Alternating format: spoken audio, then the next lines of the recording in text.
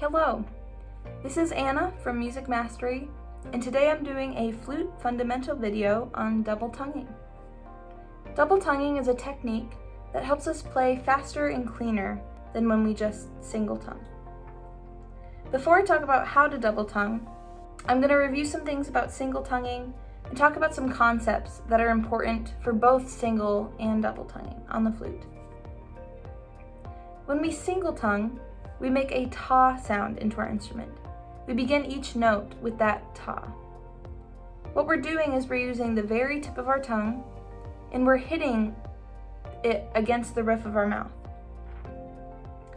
If this is the roof of your mouth and this is your front teeth, you want the tip of your tongue to hit right behind your front teeth. If you tongue too far back into your mouth or with too much of your tonguing will be really heavy and it'll make it a lot harder for you. You want tonguing to be as easy as possible and to be very, very light. Another important thing about tonguing is your airstream. When you tongue, your tongue is moving through your airstream and stopping it for just a brief moment. But if it stops it too much, then your note might not speak or your tone might be very airy and thin. When I think about my airstream, I like to imagine a stream of water coming out of a hose. If you have a stream of water and you move your hand through it quickly, the stream doesn't change very much. It's almost as if it never stopped. If you move your hand too slowly, the water hits your hand and splashes in every direction. It's the same with your tongue and your airstream. If you move your tongue fast enough, then your airstream continues and you have very connected sounding notes and a very strong sound.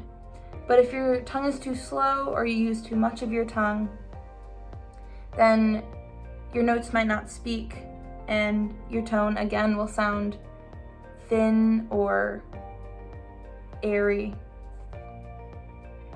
Now that we've talked about airstream and how to single tongue, I can move on to double tonguing. Double tonguing uses the tip of your tongue and the back of your tongue. You'll use the syllables ta and ka. Tucka, tucka, tucka, tucka, ta, with a T and a K. That K syllable might be new for you, so that's probably the first thing you should practice on your flute. Pick a note that's easy and try to just make that note sound with that ka syllable.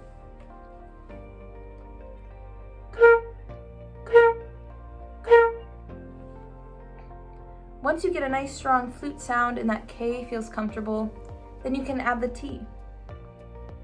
You can practice double tonguing without the flute, and that's probably the best place to start. You can even practice as you're walking to class or washing the dishes. Taka, taka, taka, taka, taka, taka, ta. And make sure you're using just the very tip of your tongue and it feels very easy, and that you're using very well supported air. Have that constant, strong stream of air through your tongue. Once that feels comfortable, you can move it to the flute, play it on a note, or you can try a scale. I'm gonna play a G scale and I'm gonna alternate every note with a ta and a ka. You can join me if you'd like.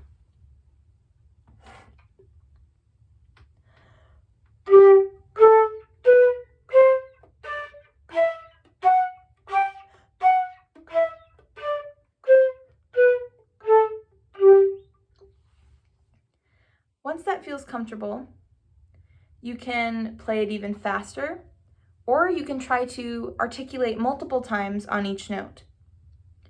So maybe tonguing twice on each note. Taka, taka, taka, taka, taka. It'll sound like this.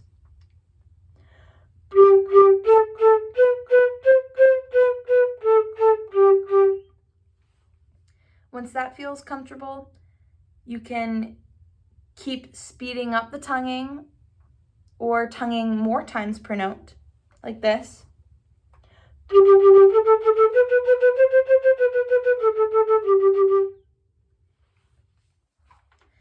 A few more things to keep in mind is that you want to have a very stable embouchure. If you reset your embouchure for each note that you tongue, then your tone is not going to be very consistent. The last thing I want to share is that when you get to really fast tonguing, it's easier to use a D and a G syllable, dugga dugga da, versus a T and a K syllable, tucka tucka ta. You can also use these for different styles of music. You can use the T and the K for more staccato and separated music, and you can use the D and the G for more legato tonguing. That's it for today. If you enjoyed this video, please encourage your fellow band members and flute players to join MusicMastery.band so that they can learn from these videos as well. And remember that members get 3 free requests for band music tutorials per month. I hope this video was helpful, and I look forward to helping you master your music in the future.